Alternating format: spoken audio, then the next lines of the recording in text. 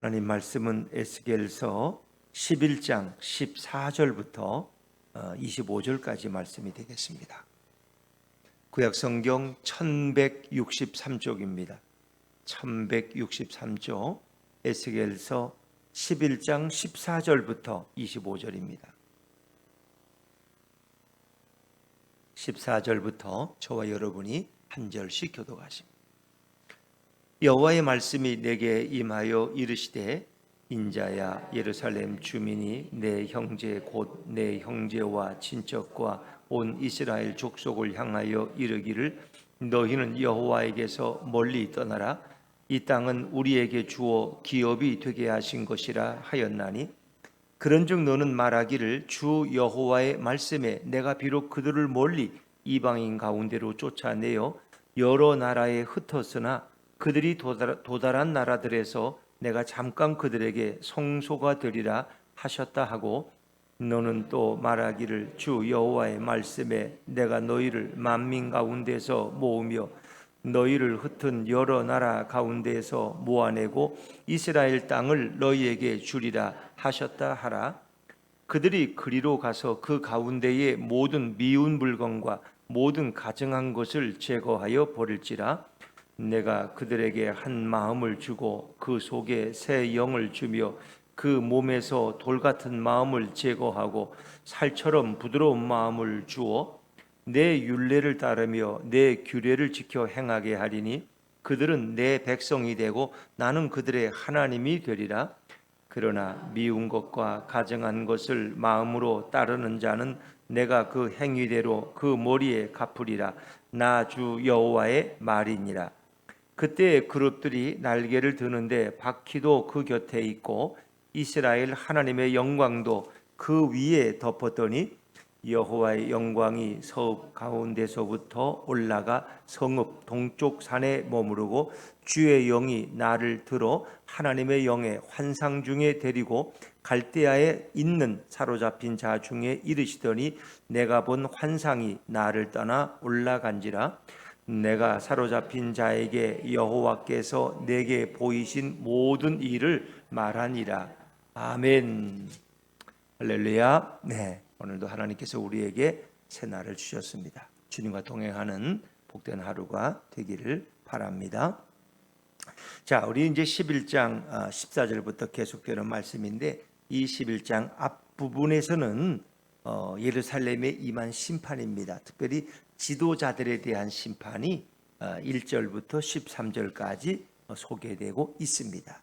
특별히 예루살렘에 남아있는 자들이 아직 있어요. 그러니까 지금 에스겔이 예언하는 상황은 그가 2차 포로 때 바벨론으로 끌려간 거예요. 그러니까 1차, 2차 포로가 끌려가고 아직 예루살렘에는 시드기야 왕이 통치하고 있고, 그리고 이제 3차 포로는 앞으로 남아있는 거예요. 그러니까 예루살렘은 아직도 사람들이 정상적으로 살아가고 있어요. 고관들도 있고 왕도 있고 백성들도 있어요. 그러나 1차, 2차로 이제 포로된 간 사람들은 바벨론 땅에 있는 거예요. 근데 이제 우리가 에스겔 8장에 보면 하나님께서 에스겔을 환상을 보여주시는 거예요. 그리고 주의 영이 임해서 그 에스겔을 어디로? 예루살렘으로 이끌어 오신 거예요. 그리고 예루살렘 성전을 보여주시는데 그 예루살렘 성전 은밀한 곳에서 일어나고 있는 아주 가증한 일들을 보게 되는 거예요. 어떻게 그럴 수가 있을지 몰라. 그런데 거기 보니까 70인 장로들이 그 은밀한 벽화를 그려놨는데 그게 다 가증한 우상숭배 곤충들 이런 거야. 근데 거기다 절을 하고 있더라는 거예요.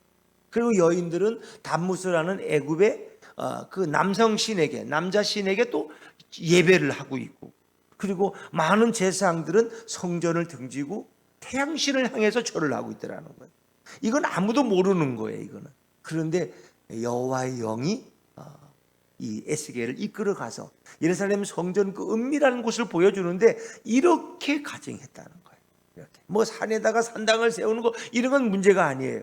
정말 은밀한 곳에서 그들이 하나님을 예배해야 될 그 지도자들이, 장로들이, 그 제사장들이, 그 레위인들이 우상 숭배에 깊이 빠져 있더라는 거예요.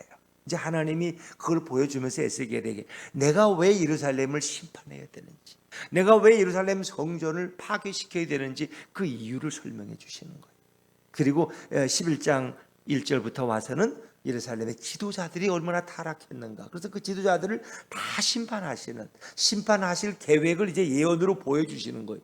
그러니까 아직도 이건 예언이라는 거야. 환상 중에 보고 있는 거지 실제 일어난 일은 아니에요. 아직도. 여러분 그걸 그러니까 지금 포로가 끌려가는 진행 중에 있는 상황. 1차, 2차는 끌려갔고 아직 3차는 남아 있는 상황. 그래서 예루살렘에는 아직 남은 고관들과 백성들이 더 많이 남아 있는 거죠. 시드기야 왕은 아직은 통치를 하고 있는 상황에서 에스겔을 데리고 가셔서 이제 그에게 환상을 보여주시고 또 그에게 예언을 말씀하시는 거예요.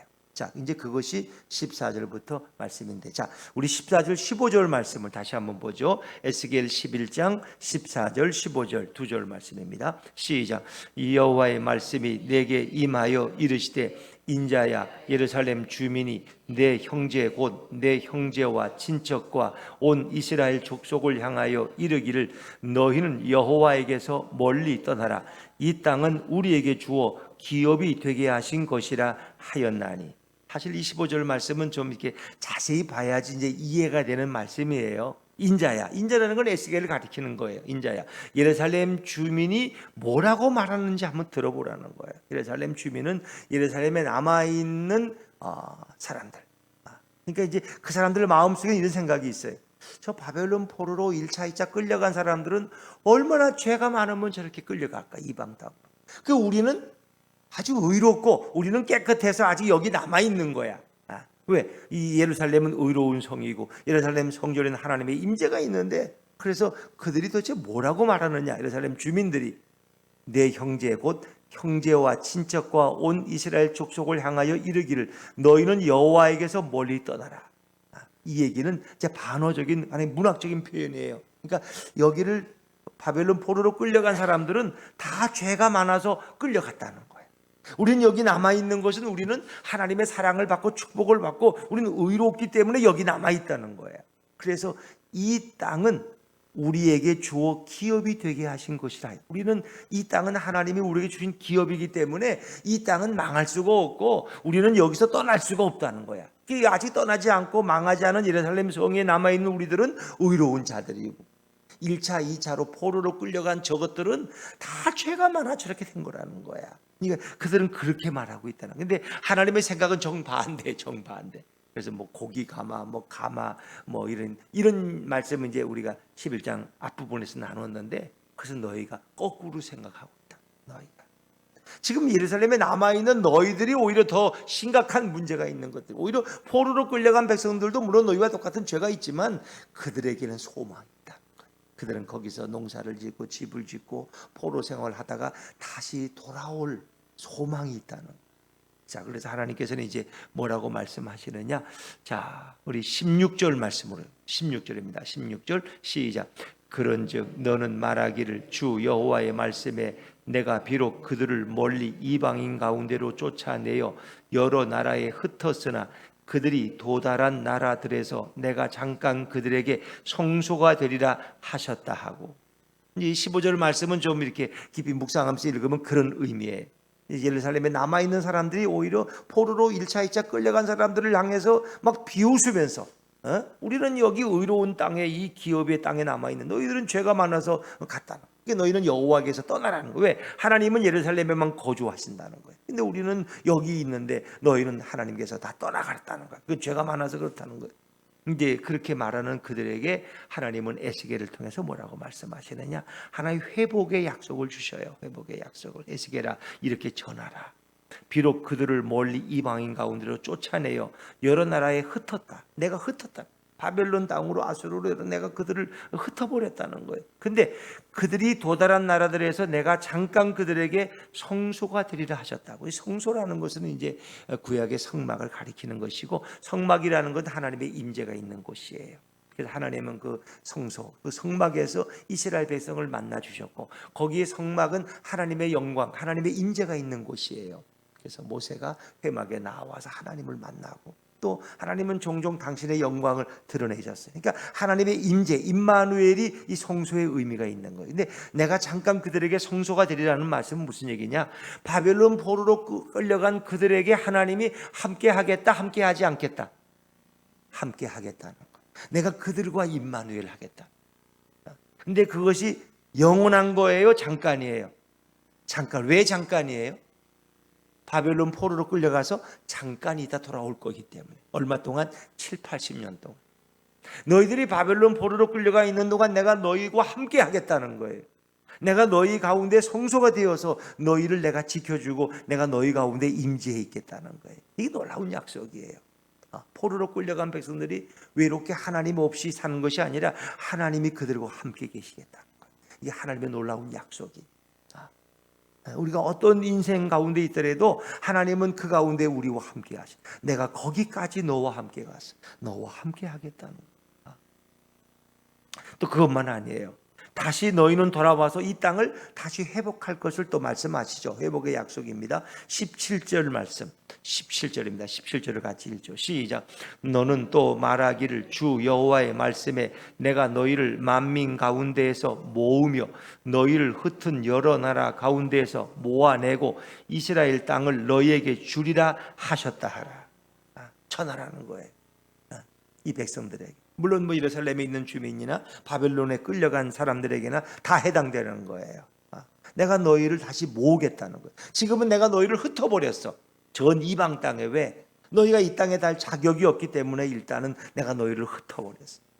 그러나 내가 다시 너희를 모아서. 모은다는 것은 뭐예요? 모은. 어제 우리 말씀에 예수님이 사람들을 당신에게로 모으신다고 그랬어.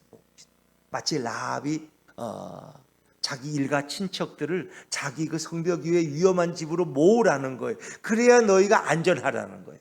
근데 예수님이 이 땅에 오신 것은 당신의 날개 아래 우리를 모으기 위해서 오셨어요.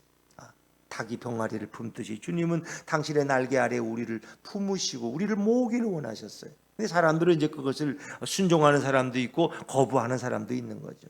근데 하여튼 하나님은 다시 그 백성을 모으신다는 거예요. 그래서 그들을 모아서 이스라엘 땅을 너에게 주리라. 그것은 이스라엘을 다시 회복한다는 거예요. 지금은 빼앗긴 땅이지만 다시 그 땅을 너에게 주겠다는 거예요. 회복의 약속. 그러니까 에스겔서는 많은 심판의 얘기를 하고 있지만 하나님은 벌써 11장부터 회복에 대해서 에스겔을 통해 말씀하시는 거예요. 내가 너희와 함께 하겠다. 바벨론 땅에서도 내가 너희를 지켜주겠다. 지금 그들은 벌을 받아서 이렇게 포로 되어 갔지만은 내가 너희와 함께 할 것이고 그리고 내가 너희에게 이 땅을 다시 돌아오도록 내가 이 땅을 너희에게 주겠다는 것입니다. 그것만 아니에요. 이제 너희가 돌아올 때에 내가 너희에게 새 영을 주겠다는 거예요. 자, 우리 18절 말씀은 잠깐 읽고 지나가죠. 18절입니다. 시작. 그들이 그리로 가서 그 가운데의 모든 미운 물건과 모든 가증한 것을 제거하여 버릴지라. 이제 돌아온 백성들은 어떻게 해요? 그들 70년 동안 깨달은 게 있어. 그래서 이 미운 물건 가증한 건 다 뭐예요? 우상 숭배. 그런 건 다 던져버린다는 거지. 그들이 너무 깨달았어. 70년 동안 포로서 내가 우리가 그 우상을 숭배한 것이 하나님의 진노를 샀구나. 하나님의 마음을 아프게 했구나. 우리가 절대로 이제는 우상을 숭배하지 말자.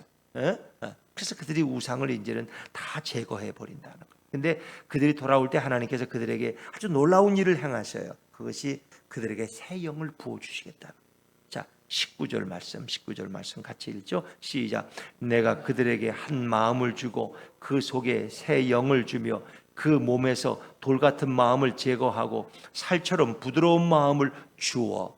20절까지 제가 읽죠. 내 율례를 따르며 내 규례를 지켜 행하게 하리니 그들은 내 백성이 되고 나는 그들의 하나님이 되리라. 이제 하나님과 이스라엘 백성의 관계가 참으로 어찌 보면 그들을 심판하고 그들을 버리고 내쫓고 이 관계가 끊어졌는데 이제 다시 그 관계가 회복돼. 너희는 다시 내 백성이 되고 나는 너희의 하나님이 될 것이다. 원래 이스라엘과 하나님의 관계는 그런 관계였어요. 아브라함을 부르실 때 내가 너희의 영원한 하나님이 되고 너희는 영원한 나의 백성이 될 것이다. 그러니까 내가 너희를 축복하겠다는 거예요. 이게 하나님이 아브라함에게 주신 언약의 내용이야. 근데 그들이 그 하나님을 버린 거야. 자기 남편을 버리고 다른 외간 남자의 품에 가서 안긴 것처럼 그들은 하나님을 버리고 우상의 품에 가서 앉아. 그래서 그 모든 계약이 다 깨져버렸어. 근데 하나님이 다시 너희가 돌아올 때는 내가 그 계약을 다시 회복시켜주고 다시 내가 너희의 하나님이 될 것이고 너희는 내 백성이 될 것이다. 근데 이제 그 과정에 내가 너희에게 오직 한 마음을 주겠다는 거예요. 두 마음이 아니야. 한 마음을 주고 그 속에 새 영, 성령을 부어주겠다는 거예요. 그래서 너희 마음속에 돌 같은 마음을 제거해버리고 살처럼 부드러운 마음을 주어서 오직 하나님만을 경외하고 하나님의 율법과 율례를 순종하고 정말 내 백성으로서 살아가게 내가 그렇게 너희를 변화시켜 주겠다는. 근데 그들이 포로로 돌아올 때는 마음이 많이 겸손해지고 깨닫고 회개하고 70년 동안 그래서 돌아오는 거죠. 그래서 그들이 돌아와서 처음 한 일이 뭐예요? 성전을 건축하는.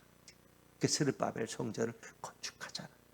성전을 건축하고 예전의 영광을 다시 회복하고 우리가 오직 하나님만 섬기자. 그게 돌아온 분들의 결단. 그래서 우리가 이제 학교에서나 이렇게 보면은 그들이 그저 말씀을 묵상하고 말씀대로 살려고 몸부림치는 그런 모습들을 우리는 예언서에서 많이 읽을 수 있어요. 근데 이제 여기서 새 영을 부어준다는 것은 또 그들이 바벨론 포로에서 돌아오는 그 해방의 의미를 주지만 또 한 가지, 사도행전 2장에서 오순절 성령 강림으로 온 백성, 온 인류가 성령으로 충만해지고 그들이 변화될 것을 말씀합니다. 그래서 궁극적으로 그것은 예수님이 이 땅에 오시고 그리고 예수님이 공생애를 마치시고 부활하시고 다시 승천하실 때 그에게 약속한 것처럼 너희는 예루살렘을 떠나지 말고 내 아버지 약속하신 선물을 기다려. 요한은 너에게 물로 세례를 주었지만 이제 그 영은 너에게 성령으로 너희가 세례를 받을 것이다. 이제 그것을 말씀해서 우리에게 성령을 부어주시는 거예요. 성령이 임하면 그리고 예수의 영이 성령이에요. 예수님이 우리 가운데 임하면 우리 마음이 부드러워지고 우리가 주의 말씀에 순종하며 주님께만 영광을 돌리고 하나님의 백성으로 살아간다는 거예요. 그래서 우리에게 주실 말씀이 뭐예요? 너희는 오직 성령의 충만을 받으라. 할렐루야. 그런 거예요. 오순절 성령 강림 사건이 대표적인 모델 케이스예요. 모델 케이스. 성령이 임하니까 그렇게 두려워하던 자들, 도망가던 자들이 다 담대하게 복음을 증거하고 베드로가 그 겁 많던 베드로가 예수님을 3번이나 부인했던 베드로가 길거리에 가서 복음을 전하니까 예수를 전하니까 3천 명이 돌아오고 5천 명이 돌아오는 성령 충만한 그들의 모습. 그리고 그 성령은 사마리아에게도 임하게 되고 또 사도행전 10장 11장에 보니까 고넬료의 가정에도 또 임하게 되고 그렇죠. 그 성령이. 그래서 사도행전은 성령의 역사가 번져가는 것을 우리가 보여주는 거죠. 그래서 오늘도 성령님은 동일하게 우리 안에 역사하고 계셔요. 그런데 우리가 성령 충만을 구하지 않기 때문에 오늘도 우리가 우리 자신에게 자꾸 지배당하고 우리의 의의를 드러내려고 하는 거예요. 성령이 임하면 우리는 내가 죄인임을 고백하고 그리고 내 안에 계신 예수님을 주인으로 고백하면서 그분과 동행하는 삶을 가장 능력 있는 삶을 사는 거예요. 이것은 오래전의 이야기 같지만 오늘 우리들에게도 해당되는 말씀입니다. 오늘도 우리가 구해야 될 가장 중요한 기도는 성령 충만을 구하는 거예요. 성령님이 임하시면 성경에 성령님이 임하면 우리가 한 60여 가지의 은사, 외적으로 드러나는 은사를 경험하게 되고 또 내적으로 성령의 열매를 맺게 되는 거예요. 왜 우리가 성품이 변하지 않는가? 성령의 열매가 온전히 맺어지지 않아서. 오직 성령의 열매는 사랑과 희락과 화평과 오래 참음과 자비와 양성과 충성과 온유와 절제니 이 같은 것을 금할 법이 없는 거야. 그것은 지금도 유효한 거야. 근데 우리는 자꾸 이제 습관적으로 그냥 예수 믿어도 다 성격은 안 변하는 거야. 다 그렇게 믿는 거야. 이렇게 하면서 우리가 자꾸 우리 자신을 위로해서 그렇지 성령의 충만함이라는 것은 성령의 열매들을 매일매일 맺어. 성령님이 나를 지배하고 나를 다스리시고 나를 새롭게 하시고 예수님이 내 인생의 주인임을 고백한다면 주님은 오늘도 우리들을 날마다 새롭게 변화시켜 가고. 근데 우리는 이제 너무 이렇게 바울이 말하는 것을 너무나 우리가 많이 인용해요. 내 마음은 원이로되 뭐가 약해요? 육체가 약해. 그래서 나는 마음은 원인데 마음은 다 하고 싶은데 우리는 늘 그런데 그렇게 하지 말고 성령의 충만을 성령이 내게 임하시면 나를 지배하시면 물론 성령을 우리는 다 이미 받은 사람들이야. 왜? 예수를 주라 고백하는 걸 봐서는. 그러나 성령님께 내 삶을 전적으로 의탁하지 않았기 때문에 아직도 내 의지대로 살 때가 너무나 많은 거죠. 그래서 성령의 임재를 약속하고 있어요. 하나님은 이미 오래전에 그 영을 부어주셨고 그리고 예수님이 오신 이후에 성령 강림의 사건이 임했고 지금도 그건 유효한 약속이다. 그래서 그들이 이제 그 가증한 것들을 다 제거하고 오직 이제 돌아오면 하나님이 그들을 심판하시는데, 자 21절 말씀으로 넘어가죠. 21절입니다. 시작. 그러나 미운 것과 가증한 것을 마음으로 따르는 자는 내가 다 그 행위대로 머리에 갚으리라. 나 주 여호와의 말이니라. 그러니까 돌아와서도 계속해서 우상을 숭배하고 하나님을 떠나는 인생들은 심판에 넘겨진다는 거. 내가 그 행위대로. 하나님은 오늘도 우리에게 은혜를 주시지만, 그리고 용서를 베푸시지만, 오늘도 하나님을 떠나서 우상의 숭배에 빠지는 자들은 그 행위대로 반드시 갚아주신다는 거죠. 이건 다 예언의 말씀이에요. 다 예언의 말씀. 그래서 에스겔에게 이렇게 이 백성에게 전하라는 거예요. 자, 그리고 이제 우리가 결정적인 비극을 마지막에 보는데, 하나님의 영이 결국 예루살렘 성전을 떠나요. 하나님. 그러니까 1차, 2차 포로로 끌려갔을 때도 여호와의 영이 성전에 남아 계셨어. 그 은밀하게 그 우상에 가증한 것을 섬기는 상황에도 남아 계셨어. 근데 이제는 더 이상 여기에 계실 수가 없어. 그래서 그분은 떠나가시는 거죠. 그리고 이제 결국 3차 포로가 끌려가고 예루살렘 성은 파괴되고 성전도 다 불태워지고 많은 일이 남아 있는 거죠. 자, 우리 22절로 넘어가죠. 22절입니다. 시작. 그때 그룹들이 날개를 드는데 바퀴도 그 곁에 있고 이스라엘 하나님의 영광도 그 위에 덮었더니. 이거는 대개 이런 표현들은 하나님의 보좌의 표현이에요. 에스겔은 지금도 하나님의 보좌의 영광을 보고 있는 거예요. 하나님의 영에 감동되어 있고 하나님의 영이 그를 이끌어 가시는 거야. 근데 그 그룹들이라는 것은 하나님의 보좌 옆에서 하나님을 섬기고 찬양하는 내 생물을 가리키는 것, 또 24 또 천사들을 장로들을 가리키는 거죠. 그 그룹들이 날개를 드는데 바퀴도 그 곁에 있고 이스라엘 하나님의 영광도 그 위에 덮었더라. 하나님의 보좌의 영광을 또 한 번 그런 목도하게 되었다. 그 얘기는 결국 에스겔이 본 이 모든 환상과 그가 들은 예언은 다 진실한 하나님의 말씀이라는 거예요. 하나님의 보좌의 모습을 또 보여주셔. 그리고 이제 그 영광이 어떻게 예루살렘 성전을 떠나는가를 이제 보여주셔요. 23절입니다. 23절 시작. 여호와의 영광이 성읍 가운데서부터 올라가 성읍 동쪽 산에 머무르고. 여호와의 영광이 성읍 가운데서부터 올라간다는 건 떠난다는 거예요. 여호와의 영광. 그 성전에 임재해 계시던 영광이 이제 성전을 떠나. 그리고 성읍 예루살렘 성읍 동쪽 산에까지 머무르셨어. 거기까지 이미 떠나셨어. 그것은 예루살렘 성전을 떠나신 거예요. 하나님의 영. 얼마나 비극적이에요. 왜? 더 이상 이 가증한 죄악으로 가증한 이곳에 하나님의 거룩한 영은 이곳에 머무실 수가 없어. 더 이상 여기에 하나님의 임재가 있을 수가 없어요. 하나님은 떠나신. 자, 그리고 이제 에스겔이 깨닫는 것이 하나님의 영이 나를 다시 바벨론 땅으로 옮겨 놓으신다는 거예요. 자, 24절, 25절 마지막 24절, 25절입니다. 시작.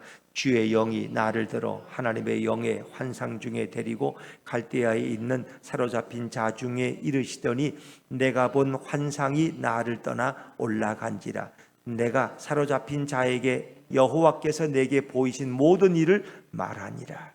이 사로잡힌 자는 바벨론이 지금 포로로 끌려가 있는 자들, 1차, 2차 포로로 끌려가 있는 그 동포들에게 이 모든 그가 보고 경험한 것을, 내가 하나님이 내게 보이 예루살렘 성전에서 이렇게 은밀한 일들이 일어나고 있더이다.